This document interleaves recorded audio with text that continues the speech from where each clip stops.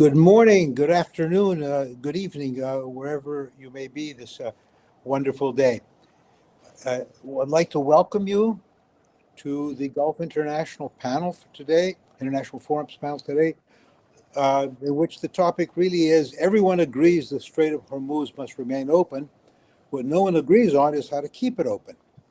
I would like to welcome you all and to proceed. For decades, discussions about the Strait of Hormuz centered on deterrence, how to prevent Iran from closing one of the world's most important maritime checkpoints.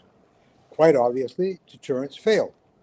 Today, the debate has changed. The question is no longer simply how to defeat a blockade, it is how to build a system that keeps the strait open after the shooting stops. However, we should not forget that U.S. options, the options of the biggest protagonist in this story, are limited, particularly by how they might affect the November elections. Broadly speaking, we can identify 5 approaches that have been discussed, proposed, or otherwise debated. The first is a military solution.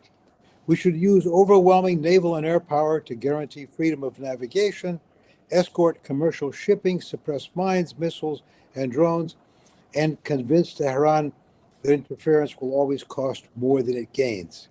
It is, in the eyes of those of the proponents, the clearest demonstration of resolve. But critics doubt whether air power alone or even an amphibious operation can succeed without incurring politically unacceptable losses, casualties, and spending money. Nor can it provide lasting stability against an Iranian regime that continues to hit back using relatively inexpensive asymmetric threats. The second is my preference, diplomacy. Separate the issue of maritime access from the broader disputes over Iran's nuclear program, sanctions, and regional influence. The theory is simple. If everyone benefits from keeping commerce moving, perhaps Hormuz can become the first confidence-building measure rather than the last bargaining chip. BBC this morning reported that Oman has a plan that has the support of the other Arab Gulf states that has been presented to Iran. I have not yet seen indication of an Iranian response. The downside with this is it's all well and good to open the strait, but you're going to have to give sweeteners to Iran, such as the lifting of the blockade and the waiving of some sanctions, sweeteners that might be politically damaging for the November elections. Some suggest creating a regional security architecture. Instead of relying primarily on outside powers, Gulf states, together with Oman and perhaps Iran, would assume greater responsibility for managing navigation, emergency response, and maritime security. Variations of this idea draw inspiration from cooperative management models such as the Strait of Malacca. Again, how do we get Iran to benefit? What would participate? What would be the sweetener? The fourth is an economic bargain, otherwise known as giving in to Iran's most controversial proposal, which is to permit some form of internationally supervised fee or cost-sharing mechanism to help finance navigation and to make some money for Iran, thus giving it an economic incentive to keep the strait open rather than threaten it. Supporters argue it recognizes reality. Opponents warn it risks rewarding blackmail. That debate has become particularly prominent in recent days. Finally, there is the diversification strategy. Instead of solving Hormuz, reduce the world's dependence on it through pipelines, alternative export routes, LNG flexibility, or strategic petroleum reserves, and accelerated energy diversification. This does not eliminate the problem, but it reduces its leverage over the global economy. Unfortunately, it will take years to put in place. It can be interrupted by another war. And if it works, even if it works, very few of the alternatives will be able to compete economically with maritime access through Hormuz. Ultimately, the real question before us is not whether Hormuz should reopen. Everyone agrees on that. The question is whether lasting security will come primarily through military dominance, diplomatic accommodation, regional ownership, economic incentives, or by making the strait progressively less independent to the world economy? That's a conversation I hope our very distinguished panel today will help us explore. To introduce, David B. Roches is a senior fellow at Gulf International Forum and a professor at the Thayer Marshall Institute. From 2011 to 2025, he was professor of practice at the Near East South Asia Center for Strategic Studies at the National Defense University. Mr. Mohammed Baharoon is the Director General of the Dubai Public Policy Research Center, Buhuth, established in 2002 in Dubai. Mr. Baharoon has also worked as the Deputy Director of Watani, the UAE's first initiative on national identity, and is also a founding member of the Busola Institute. Dr. Dania Arayssi is Program Head and Senior Analyst at the New Lines Institute for Strategy and Policy. She also serves as an adjunct assistant professor at Georgetown University School of Foreign Service and teaches at George Washington University. Dr. Arayssi has held analytical and research roles with the World Bank, USAID, Oxfam America, and the U.S. Army War College. And last but not least is Mr. Robin Mills, the CEO of Kamar Energy. He worked in business development for Shell for a decade, then for Dubai Holding and the Emirates National Oil Company. He is a fellow at the Columbia University Center on Global Energy Policy and non-resident fellow with the Arab Gulf States Institute in Washington, as well as senior fellow with the Iraq Energy Institute. So let me get the show on the road. We'll begin with a question for David.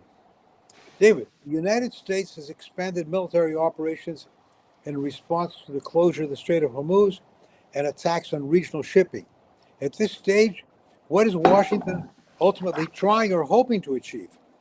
Is the objective to restore freedom of navigation, reestablish deterrence, compel Iran to negotiate, or something broader? David? All of the above. Merely restoring access to civilian shipping won't be acceptable because President Trump's critics will be justified in saying, wait a minute, we went through this whole war just to get where we were. So basically, I think that what might be helpful is if I talk about the origins and the pitfalls of U.S. strategy. As we were discussing before we went on air, I no longer work for the Department of Defense, but under the 2007 National Defense Authorization Act, I have to present slides whenever I speak, or else they can withdraw my pension. So this is how to get a hold of me. I'm going to talk a little bit about U.S. strategic culture and how it dictates that. But first, a shameless plug. The Oasis podcast by the Gulf International Forum. If you scan the QR code, you can subscribe to it. We interview top Gulf decision makers and people from outside the Gulf, and I'm the host. So, but there's actually not a whole lot of me. The guests are fascinating, and I think you'd find it useful. So, shipping lanes and choke points. The whole idea of global shipping lanes is critical to the prosperity that we enjoy today. I mean, basically, the steamship became commercially viable about 1850, and global wealth increased 5 times in the 2 decades after that. It was a remarkable shift. The idea of choke points, particularly, is actually an American concept. It was invented by Alfred Thayer Mahan, a naval admiral who, oddly enough, was born at West Point and was the son of one of our most distinguished. If you go to West Point, there's a Thayer Hall and a Mahan Hall. So basically, our cast-off intellects become the foremost intellects of the Navy. And the Strait of Hormuz, of course, is the most critical one of those. And my slide stopped working. So these are some of the key shipping routes that were used here. But the route through the Arabian Sea is of particular importance because of energy. There's really there is a large import volume, but it's petroleum, hydrocarbon distillates is what makes it important. And the key factor is the shipping to Europe and the shipping to East Asia. It's really marginal in terms of North America and South America. Now, the Iranian, we have a little bit of a lag on the slides here. So the Iranian strategy here is based on dominance versus disruption. And if you scan the QR code, I wrote a short monograph on it years ago that remains the best things I've ever written. Basically, Iran does not control the strait. They can disrupt it.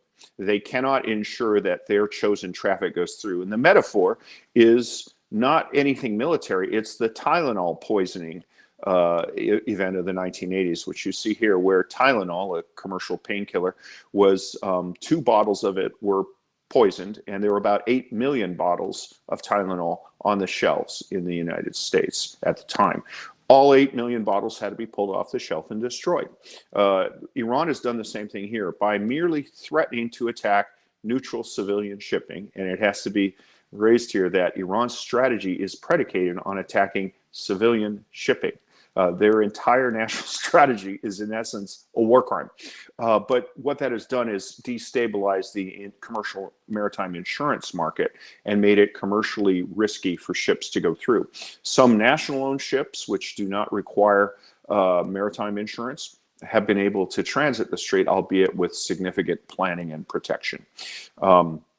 So disrupting the strait itself is very easily. The use of mines, and you can see on the upper right-hand corner, that's me with an Iranian naval mine on the grounds of the Kuwait Staff College. It's a very simple technology. It's very hard to get rid of. Areas that were landmined in Bosnia in the 1990s are still unsafe. You know, people in Bosnia don't walk on grass except in very limited areas. There's also the importance of the use of small boats, as you see in the lower right-hand corner, that can be easily dispersed, hidden. You can put them in a garage. They're hard to tell from the air. They're hard to distinguish from fishing boats. The lower left-hand corner shows Iran's major naval combatants. Those have all been destroyed. But to disrupt, you don't need a battleship. You can disrupt with, as you see on the right, what's in essence a Boston whaler boat with rockets, missiles, or even just machine guns, as we saw with Somali pirates. And some of these things, to mitigate that, to restore market confidence, it's very hard. So this is how mine clearing has been done since World War I up until the current day. And as you can see, it involves a lot of steps, a lot of equipment, and it's very tedious and risky. You have to go back and forth, repeated areas. And once an area is mined, if you ask the people who clear it, you say, is it clear of mines? They won't say it's clear. They'll say, with a 80% confidence interval to a depth of X number of feet. So going ahead, why is the U.S. doing what it's doing, and why are we stuck in it? Well, the answer goes back to World War I and the horrific slaughter of World War I, where you basically had millions of people mowed down across France. In the wake of that, the person on the lower left, an Italian cavalry officer named Giulio Douhet, formulated a doctrine of attack from the air. His book, Command of the Air, is still in print at the U.S. Air Force Historical Institute, and it is basically the foundation for modern air theory. In the American context, it was expanded on by Billy Mitchell on the lower right. They basically said we don't need to risk our soldiers. We can destroy the enemy's capability, morale from the air, and it will be relatively painless for us. And honestly, that fundamental tenet has guided American warfighters since then. And what makes it so persistent is the advance of technology. So I'm not sure if we can get the slide to show, but in this next slide, we have an example from World War II where the general was Henry Arnold, and the thing above him is the Norden bomb site, which supposedly was going to allow people like Arnold said you could drop a bomb into a pickle barrel. The chart on the right, and I have no objections if the forum wants to release these charts, shows the average length of error towards a bomb site in the raid on Regensburg in 1944. Basically, fewer than half of the bombs dropped in World War II landed within a mile of their intended objective. But this idea that you can do it from the air, it's painless, technology will make it, has been incessant. The general on the left Curtis LeMay, who has become the caricature of an American general ever since. He was the commander of the U.S. Air Forces during the Korean War, and most notably, he was caricatured by George C. Scott in the movie Dr. Strangelove, who you see on the right. At one point in the Korean War, he was asked, "What more can we do from the air to basically destroy the Chinese army?" And he said, "I can make the rubble bounce." At that point, we had reached air saturation, and that led a quote from the greatest study of the Korean War, T.R. Fehrenbach, who said, "You can fly over a land forever, you could bomb it, atomize it, pulverize it, but if you really want to control it, you have to put soldiers on the ground." We still, though, are seduced by air power because of the increase in technology. We're also increased by our one unmitigated success, which was Desert Storm, where significant amounts of air power managed to destroy Iran's ability to reinforce the land it took in Kuwait. But air power did not liberate Kuwait. There was 250,000 soldiers, mostly army soldiers, who did an envelopment while the Marine forces were involved in a feint to keep Iraqi forces on the beach, while the Marines mostly stayed on their ships to tie down that manpower. Somehow, the lesson we turned from that in the precision bombing was that we can still achieve our aims by precision bombing.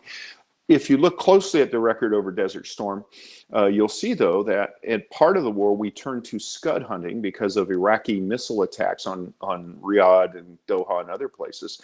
And what we found out was, in spite of significant effort, there's no evidence that we hit even one scud missile from the air. But yet that persists, and that's what kind of keeps us going.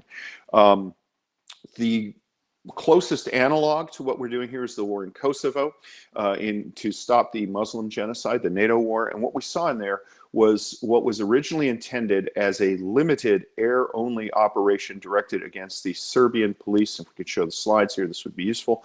That, as Serbia refused to bow to the U.S. and NATO increases, you can see here the amount of air sorties and the amount of bombs dropped increase. And over 70 days, the target list expanded from just police to just military to, as you see on the lower right-hand corner, the destruction of all the bridges in the Danube. And eventually, the U.S. Army had to start moving into Albania. The threat of a landborne operation is what led the Kosovars to do that. But the technology's gotten bigger, and it's so seductive. So where are we now, and what can we do? So once you decide to do an airborne operation, your first choice is, the only way to do it is to go through it. The advocates of air power, and there was a piece published by retired Air Force Lieutenant General Dave Deptula, where he basically made point A. He says, no, you're not doing it right. You have to bomb better. And then that leads to point B, which is mo bombs, mo targets. So in the Kosovo War, you see here, this was a trolley that operated in suburban Belgrade and was destroyed after the idea of a targeted thing. The second way through it is to add a different element, and that means land operations. And of course, we had the threat of that from the Marine Corps amphibious group, which there's one still in the area, or guerrilla warfare. And we saw that with, there was the idea floated of using a Kurdish force moving in. If I were running this operation, there would be a Kurdish, an Avazi, a Baluch, and a Azeri elements doing this. And the picture on the right is actually Army forces engaged in an amphibious operation. This is my point to remind you that the greatest amphibious operation in history was conducted by the U.S. Army at Normandy, and there were absolutely no Marines landing on the beach at that point. And then the final operation, the final option is to just leave. But obviously, as these two images remind you, leaving is rarely attractive, and the presidents who were in office when they left did not complete their desired terms in offices. So that is why we are where we are. I would argue that it's actually a flaw in U.S. military thinking that is embedded, that is seductive, and that is presented to a president, no matter how mercurial he is. The culture is there, and the culture is what drives us to an air power only strategy that inevitably will lead us to a point where we either withdraw or escalate. Thank you. Thank you, David. That is really a good summary of the history of air power, in a sense. I just add one comment. to that. I have in-laws in a small Italian town called Urbania, which is about 100 kilometers or so from Bologna. In January 1944, over 30 500-pound bombs hit the town, fairly closely packed together. They leveled the church during Mass and so forth. And then when they picked up all the pieces of the bombs, there were U.S. Army Air Force symbols on it. The report indicated that the bombers in question actually hit another town, I'm trying to remember the name, that was about 90 kilometers east of there, where nobody remembers that January morning being bombed. And to this day, official U.S. Air Force records indicate that we bombed the other town. So, and the poor people in Urbania, who are now my in-laws, I must say, nice people, have even built a museum and periodically send letters to the Department of Defense trying to get some acknowledgement. Not that they want anything, they're doing perfectly well all on their own. But I digress. Mr. Mohammed Baharoon, the UAE has invested heavily in the Fujairah energy hub and pipeline infrastructure that bypasses the Strait of Hormuz. To what extent do you believe Fujairah can mitigate the economic impact of a prolonged closure, and what additional infrastructure or regional partnerships should the UAE pursue to diversify its export routes further? I would reiterate your good mornings, good afternoons, and good evening for everyone who's following and listening in. I also extend my thanks for the Gulf International Forum for gathering us for this discussion. Fujairah is part of the UAE strategy for resilience. Fujairah is not new. There is already an existing West-East pipeline, or the Habshan Fujairah, and the design has a 1.5 million barrel per day capacity, and I think its ultimate capacity is around 1.8. And this has already been established way before the war, and it has always been part of that resilience. Now there's a new expansion of the project that should take the overall capacity up to 3.6 million. Now, this is not because of the war. This is also because the UAE need to be true to all of its commitment to energy security with the CPAs that it is signing. So there's going to be far more demand on energy all over the world, partly by expansion, but also of demand, but also partly because of the requirement of database, the energy requirements for databases around the world. And that will drive the demand everywhere. Now, Fujairah also at this point is operating as an oil export, but there has been a new agreement with DP World to develop two new terminals on the East Coast. One is a Regailat container and a multi-purpose terminal. The other one is the Dibba General Cargo Terminal. I would reiterate that this is at this point not a replacement of Hormuz. It is part of our resilience, which is no different than all of the previous plans that we had for IMEC and Development Road, the concept of sea, land, sea transshipment. It is also no different than the type of pipelines, for instance, the UAE extending in Africa for gas. It's no different from the cables for electricity between North Africa and Europe. All of these are part of a wider strategy of connectivity that makes sure that goods, energy, data, people continue to move across to support the supply chain. So in this case, it's easy to say that within the context of the war, we're doing this because of the war, and after the war, it will mean nothing. Actually, we're doing it because we will need more and more ability to move goods and energy from across the region. And I think what we can do and what type of regional partnership we would need, I think this idea of extending pipelines could move much wider than just the UAE. It could connect to Oman, it could connect to all the way to Kuwait. That's the type of resilience we will need to build in as the geopolitical atmosphere becomes even more tense. Thank you for that. I wanted to ask one question of it. You discussed at the end your belief that the access through Fujairah, or presumably through any other part of the Musandam Peninsula, could be extended to other Gulf countries, and particularly for gas. And one of the biggest problems that we face right now is that the world's second largest exporter of natural gas in liquefied form has not been able to export anything.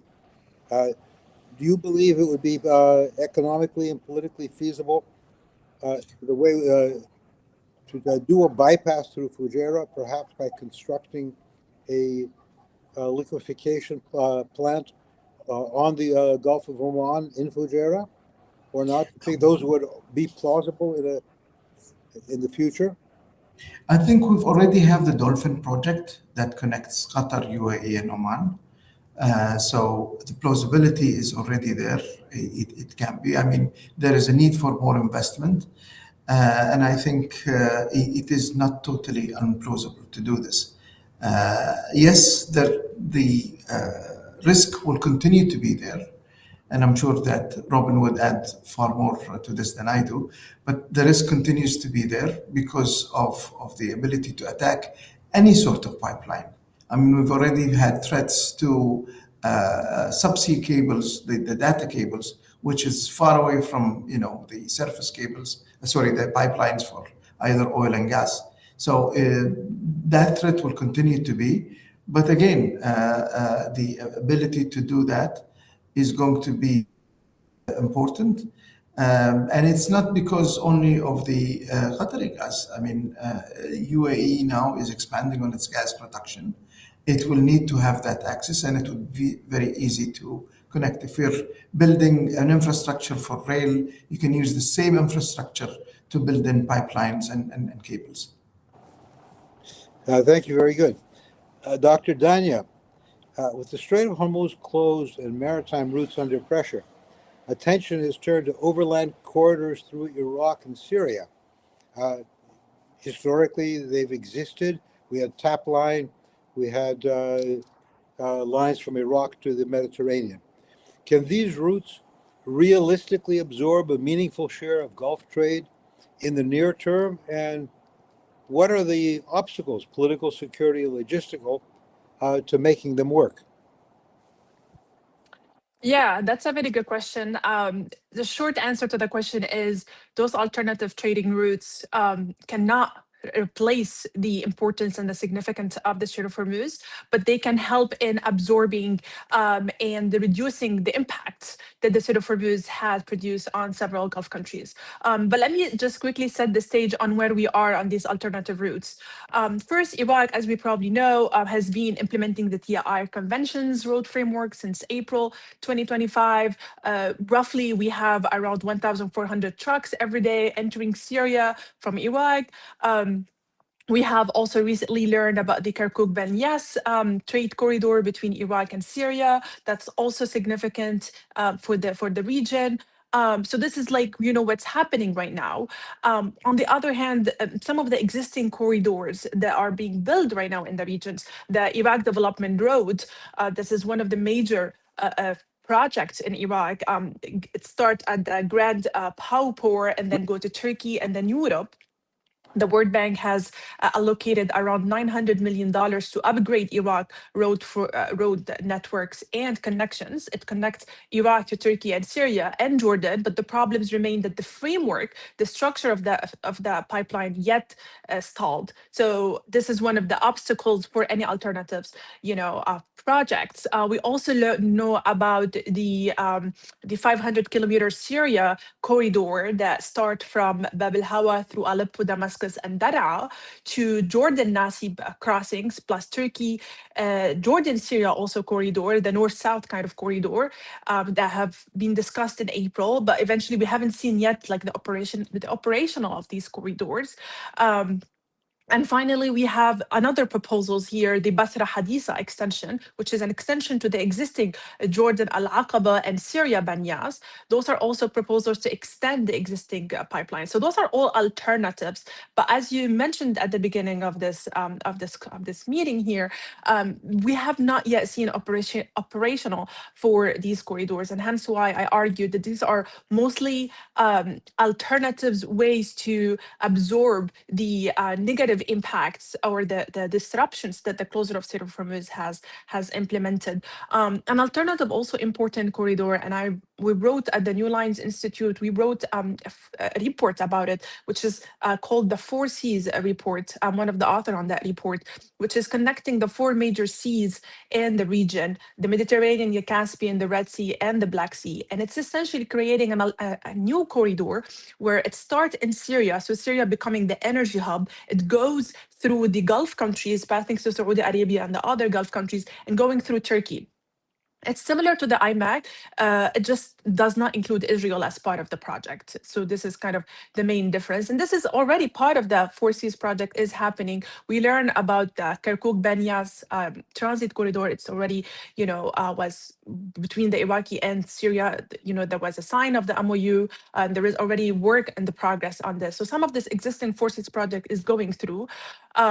On the other hand, I do want to mention something important and go back to my argument that why those corridors cannot substitute the Hormuz. This is for different reasons. It's important to highlight the fiscal and the volume mismatch. For example, around 90% of Iraqi government revenue comes from oil export, and most of these exports move through Hormuz. I want to say road and railroad corridors don't really touch this exposure, right? It's only usually a pipeline expansion that requires. It's important to highlight also the security and governance risk. Iraq and Syria, both countries are still, from an economic and political standpoint, risky for investors and for big companies and fragile government that exists there. And so investors are a little bit skeptical about pulling the money and to investing and putting the money in these economies. So there is yet full commitment from investors. And there is also constraints when it comes to capacity of capacity ceiling of truck versus maritime volume. Truck or rail can move meaningful quantity of those refined products, but this is very different than having, moving when it comes to the maritime and how much tonnage can be moved. And finally, it's important to discuss the timing. These corridors need times to be established and fully functional. And then on the questions related to the risk, I think there are several obstacles behind those alternative corridors that I've mentioned. We talked about the sanctions lifted. Kind of Syria, for example, is one of those countries that, they had the Caesar Act fully repealed. We learned that President Trump is interested also to repeal the terrorism designations, but there are still concerns about the sanction situation in Syria, the banking system that's important for any alternative corridors to be built. We talked about Syria still to some extent being considered sponsor of terrorism. Hopefully this is something will be changed very soon. The government fragmentations in both economies. And of course, there is the reality of a great power competitions between the UAE, Saudi Arabia, Turkey, and Qatar. All of them are investing in alternative corridors, but the problem here is they have different agendas. They have different goals, and there is a risk of overlapping competing infrastructure projects rather than having one coherent corridor, which is why I think the Four Seas project is something very attractive, I would say, for the regions, because it puts all the different goals under one agenda here, that is, having this alternative energy connection for the region. Uh, that was remarkable. You managed to answer every one of the questions I had in my mind when we were talking. You began talking about this, but I'll add one more. What do you think is the degree of uh, political cooperation, the willingness of the various countries to cooperate in a, say, long-term fashion? Something, can you construct something that would make it in the interest, for example, of Syria to keep the pipeline open, even if there were difficulties with Iraq? I think right now the economic reasons and economic driven factors are playing the most important role in the cooperation. We have seen, Turkey, Syria, and Iraq willing to work together and to develop their alternative goals. Saudi Arabia and UAE looks like they're working together when it comes to the investment in Syria. We learned about the UAE investing in Syria and the building of the several infrastructure. I have a piece coming on that. Saudi Arabia is also investing in Syria to build also alternative corridors and infrastructure. So they're willing to work together in the regions. I would say the Iran war has definitely accelerated the tension and made it a little bit more difficult because the impact of the war was very different on several countries in the regions. And this is one of the main factors why we are seeing different cooperation levels. And in some extents, we see certain cooperations, but some extent we see some others because the impact is different and hence the reactions and the level of involvement is different in the war, in the cooperations of these alternatives. But overall, I see the major Gulf countries, Kuwait, UAE, Saudi Arabia, willing to cooperate, even though they're also concerned about the impact of the war on their own economy. Thank you. And Robin, just to close this part of the discussion, if the closure of the Strait of Hormuz continues, what do you believe would be the likely consequences for global energy markets? Prolonged disruptions will affect prices, LNG markets, energy security.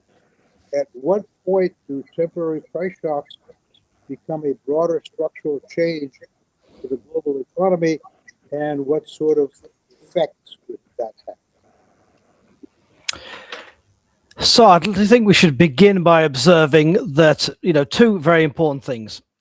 First is that the price shock on the global economy, the energy shock so far, has not had nearly the impact that we might have expected. The global economy is still doing pretty well on the whole. And as we've seen repeatedly commented, oil prices have not gone up remarkably. I think if you told people a few years ago we would have had a blockade like this, we would have had direct attacks on oil facilities and so on, and yet we would be today in the 80s of dollars per barrel. People would have thought that was remarkable and not really credible. We've seen just the idea of shocks in the Strait of Hormuz, never mind any real shocks in the past, sending oil prices over $100 per barrel. So that's been kind of remarkable. But our luck, a lot of that is down to luck, a lot of that down to pre-existing circumstances. That is not something that's going to last forever. I'll return to that point in a moment. That's the first, I think, very key point. The second key point is that, which links to that, is that it is absolutely the Iranians' intention that this closure of Hormuz does cause an energy shock. Because from the Iranian point of view, they've been attacked by the US. Their leadership has been killed. They've suffered severe damage to military and other facilities. And it's not a tolerable situation for them. It's not tolerable to them that the US comes back in 6 months or a year and does the same again. They need, from their point of view, some more permanent security that is not the president's signature on a piece of paper, and causing a severe global energy shock and making this politically very painful for the US and for the president is a way of deterring whether Donald Trump or any future president from wanting to come back and do the same thing again. So that's really, I think, a key part of the Iranian strategy in all this. Whether they get control over the strait, control is important. Whether they charge people some tolls or something and make a few $1 billion, that's really, I think, a secondary issue beyond the regime and the security of the regime and the national security, which is the main objective here.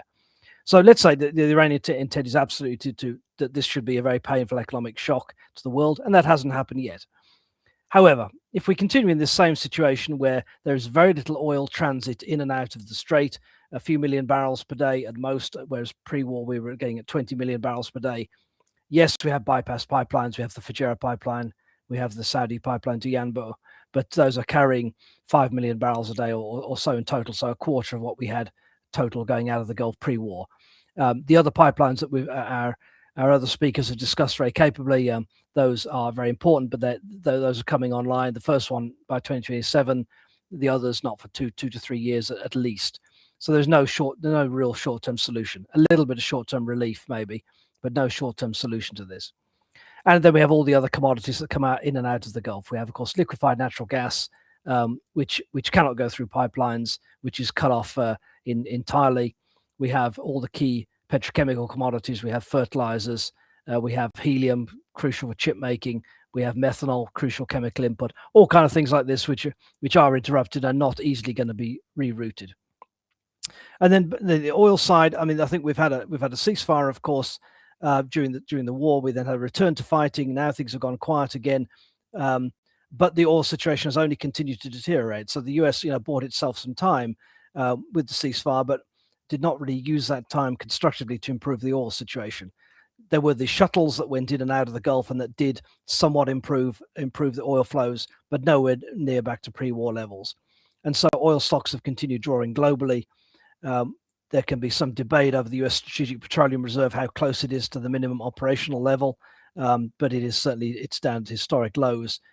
The commercial stocks around the world have been drawing, and where we've really seen this shock turn up is not in the crude oil so much, and certainly not in crude oil prices, but in refined product prices. So diesel, gasoline, jet fuel, key drivers of the global economy, global transportation, where commercial stocks around the world have drawn very, very significantly, and prices are very high. So we see the headline crude oil price at $80 odd dollars per barrel. We think, well, that's not so bad.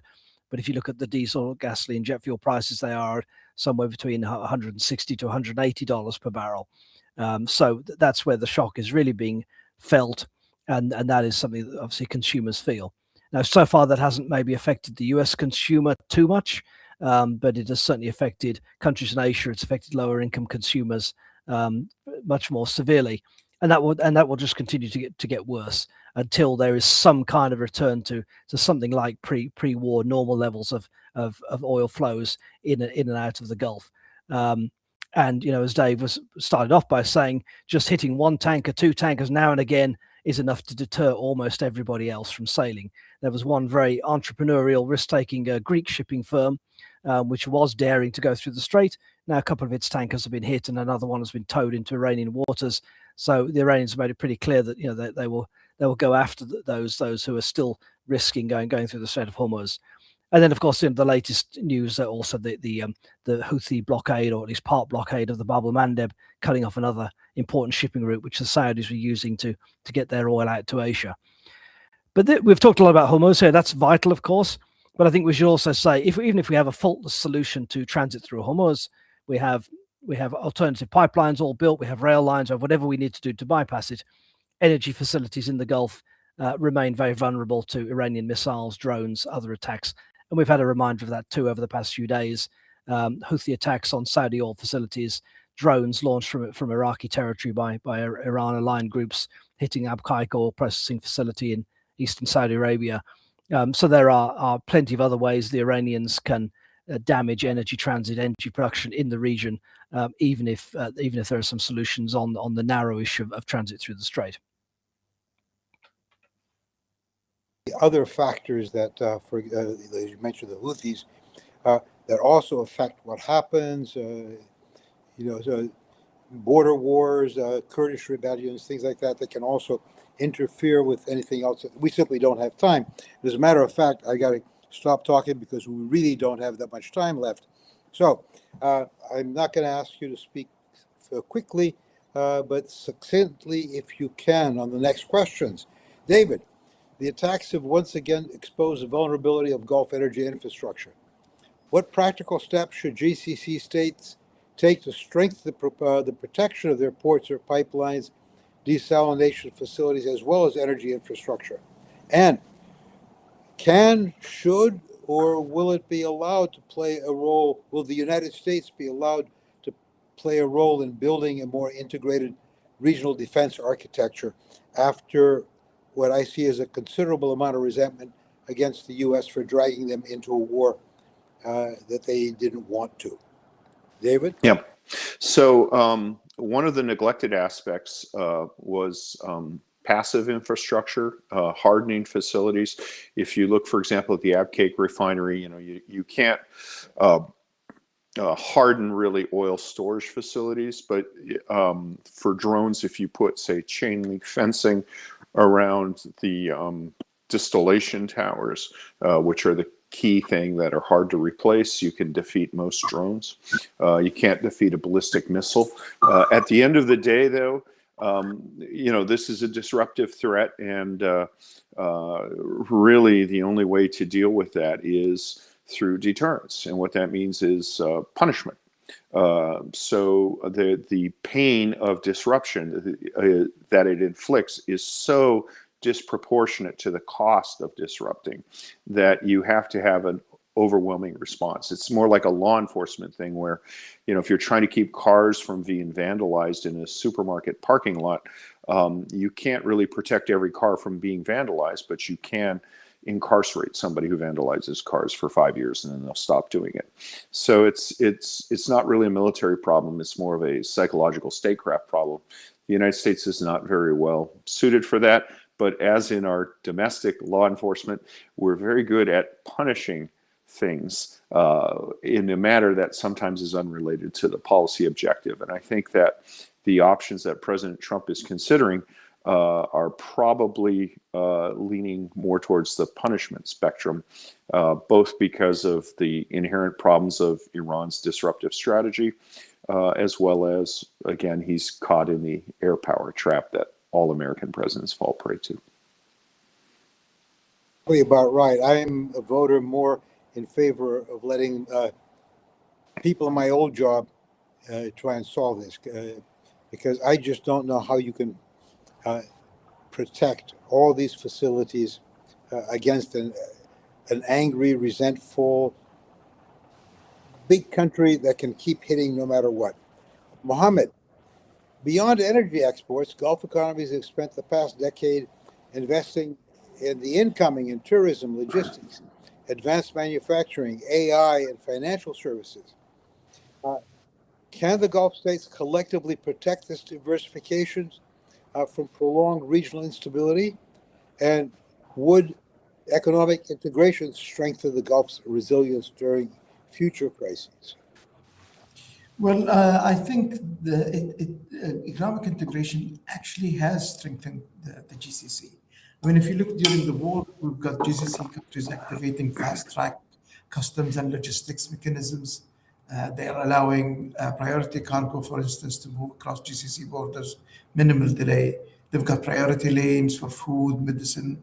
They've got advanced exchange customs data, 24 hours customs operations in certain ports. Even the acceleration of trials of GCC rail, for instance, between Al Fayed, Abu Dhabi, and Al Wafat. All of this is economic integration. All of this has been used to strengthen the resilience of the GCC to stop. I mean, we've discussed energy a lot in the first session, but for many people in the GCC, it was receiving goods that has been problematic. And all of these things have helped to do so. Now, what do we need to do for future protection? And I think this is, first, we will need to look again at the concept of collective security. I think collective security was the biggest victim in this era. I mean, they've mentioned the regional security architecture. I think there is less regional, more global in everything that we're doing. And I think this idea of security question, and when it comes about regional security against whom? This what we need to secure against is Iranian aggression at this point.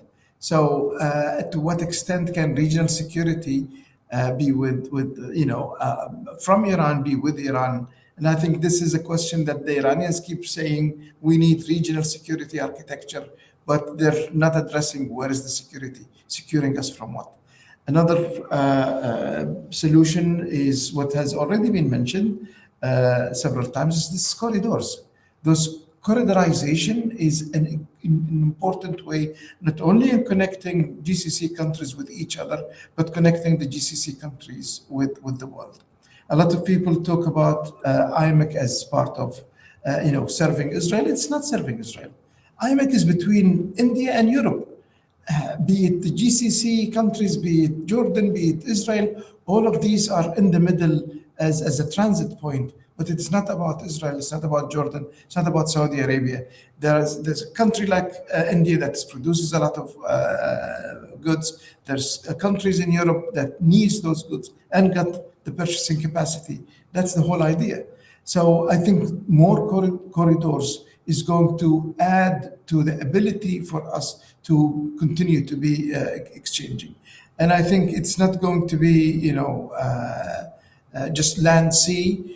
I'm sure those corridors will have to evolve. And as I mentioned, we've already seen this new gas pipeline between Nigeria and Morocco that is actually going to Europe. We're seeing those electric cables. And on the data issue, we're seeing a lot of work being done on databases that would, or data centers that can help move data from one continent to another.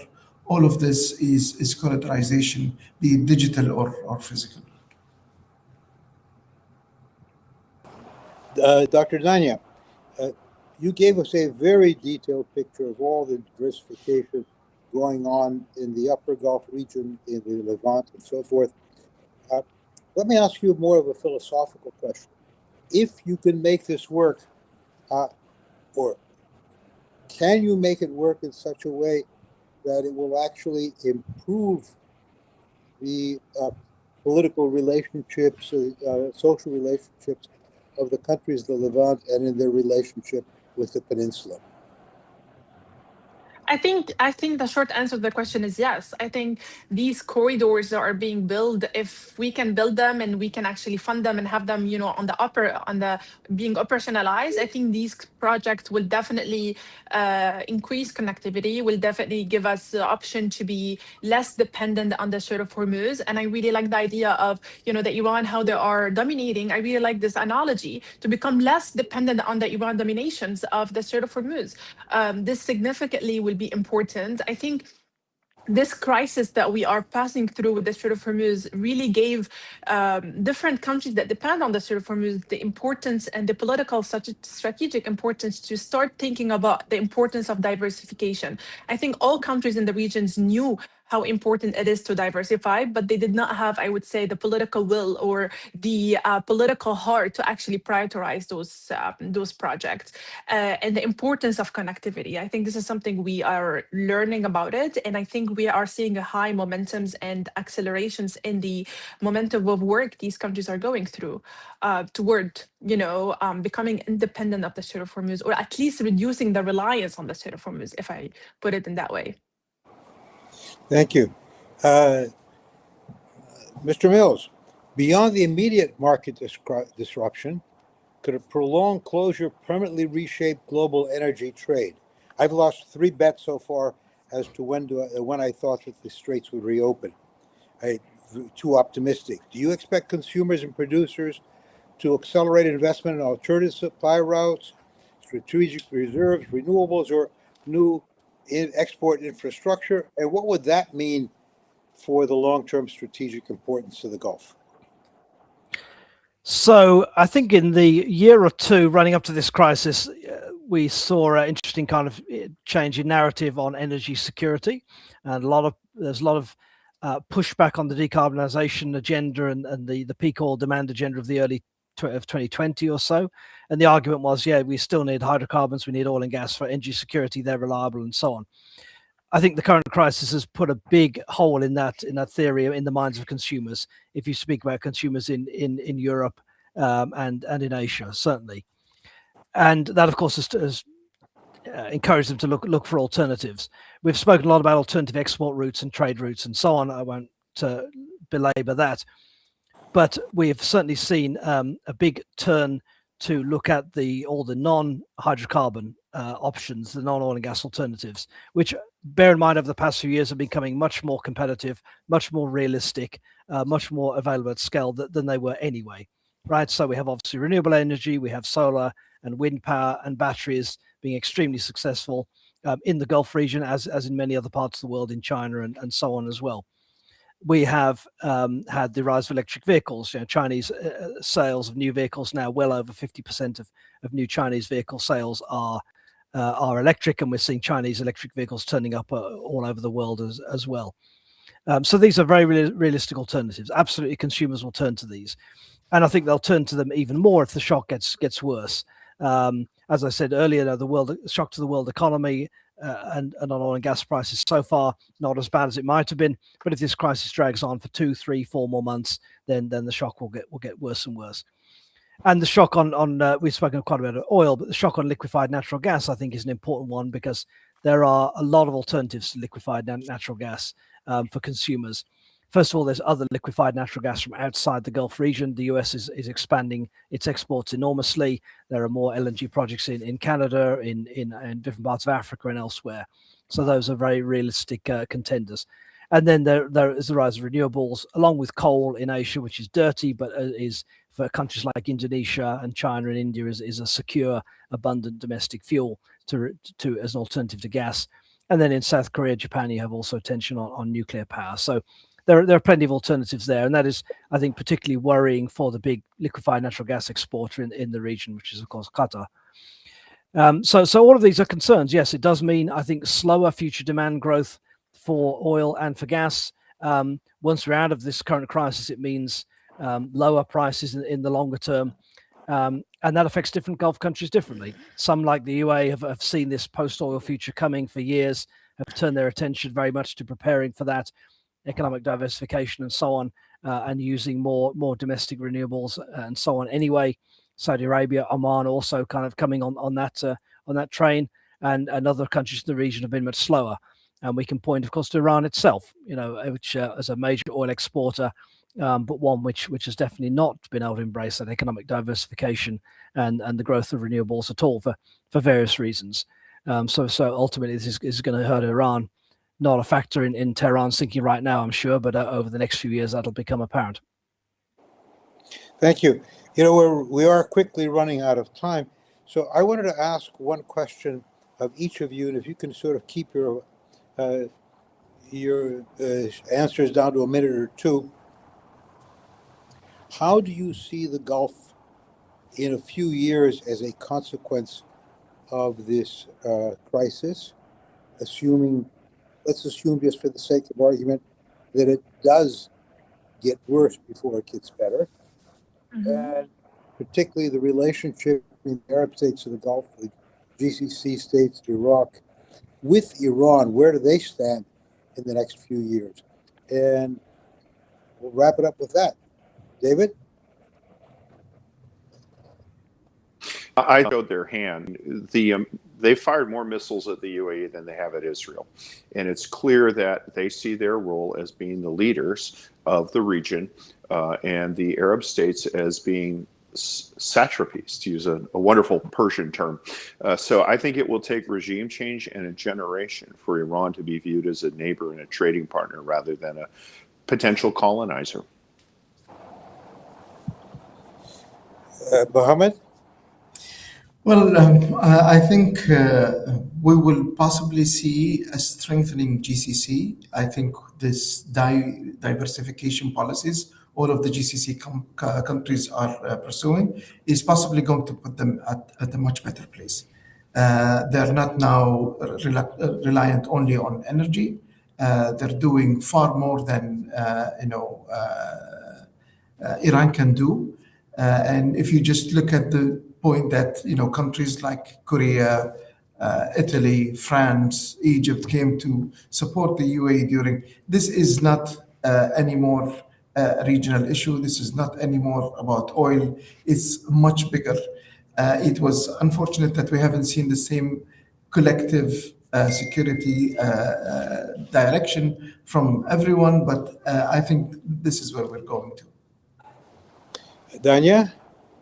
Yes, so I think one of the biggest mistakes Iran did in this war is actually firing the missiles on the Gulf countries and on the UAE particularly. I think this is one of the largest mistakes they did. And I think we are going to actually see like Mohammed said, more cooperations between the Gulf countries on one goal of strengthening the security, the capacity of this country to respond. Even I'm reading some informations on restructuring the security partnership between the Gulf countries and how can we work together more. I think this is something to be put. I think Syria will play a very important role here.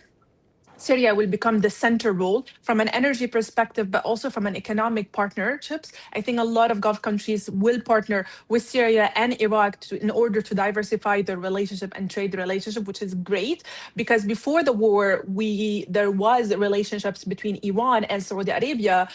This is what was really built, but then the war really disrupted all of this. But I think the Gulf countries have another partners right now, Syria and Turkey. I think this is something we are going to be seeing it more in the regions until, I would say this will happen until Iran will have a regime change, or at least a regime that you can work with. Then they will be able to join again this circle of corporations and relationship.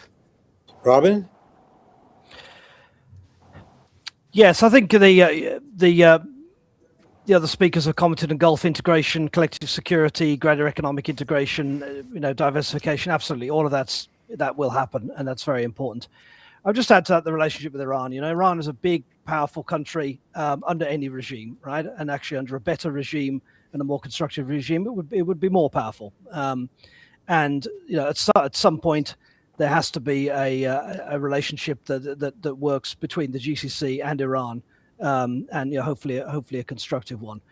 We seem to be a long way from that today, and of course nobody. I'm in Dubai. Of course, nobody likes having missiles fired at them, and that's certainly been a big shock.